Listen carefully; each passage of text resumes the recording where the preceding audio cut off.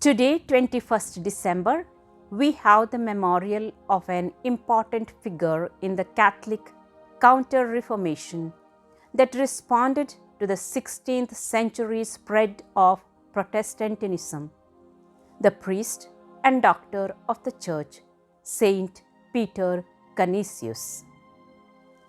His efforts as a preacher, author, and religious educator strengthened the Catholic faith in Germany, Austria, Switzerland, and parts of Central Europe during a period of doctrinal confusion. Peter Canisius, his name later Latinized to Canisius, was born in the Netherlands during May 1521.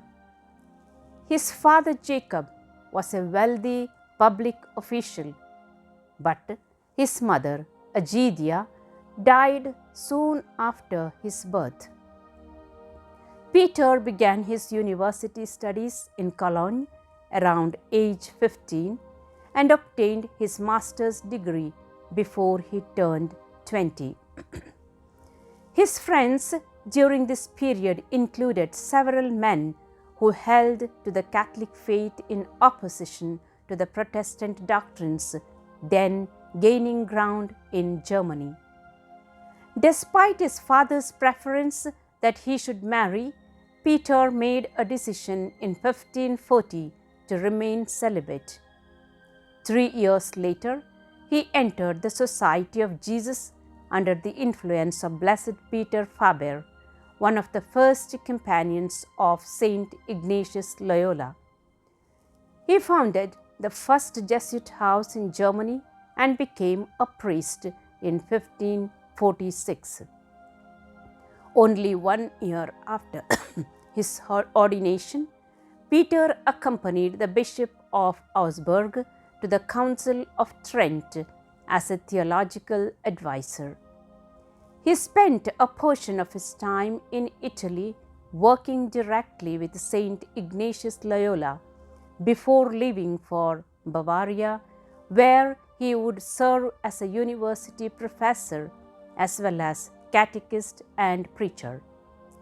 This combination of academic pastoral work continued at Vienna from 1552, allowing him to visit and assist many Austrian parishes which found themselves without a priest.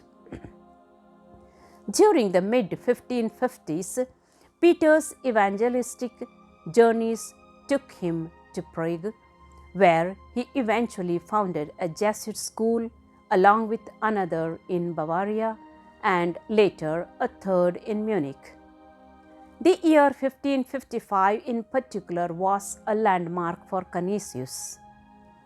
Saint Ignatius promoted him to a leadership position within the order, which he held until 1569, and he published the first and longest version of his Catholic Catechism. This work and its 2 shorter adaptations went through hundreds of printings and remained in use for centuries.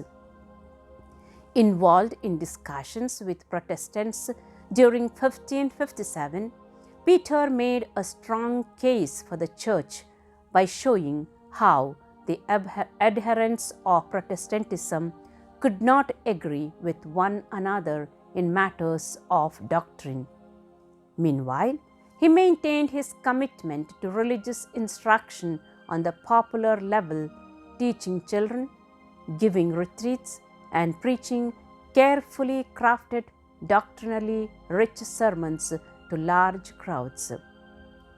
Canisius' service to the Council of Trent continued during the early 1560s, though mostly from a distance. He kept up a demanding schedule of preaching and establishing universities, while also working to ensure that the Council's decrees were received and followed in Germany after it concluded. His tireless efforts over the next 2 decades contributed to a major revival of German Catholicism. A mystical experience in 1584 convinced Canisius that he should cease his travels and remain in Switzerland for the rest of his life. He spent his last years building up the church in Fribourg through his preaching, teaching, and writing. Peter suffered a near fatal stroke in 1591, but recovered and continued as an author for 6 years. The Dutch Jesuit saw writing as an essential form of apostolic work, a view supported by the continued use of his catechism long after his death on December 21st, 1597. Peter Canisius was simultaneously canonized and declared a doctor of the Church by Pope Pius XI in May of 1925. In a famous saying, the Jesuit priest revealed the secret behind the accomplishments of his energetic and fruitful life. If you have too much to do, with God's help, you will find time to do it all.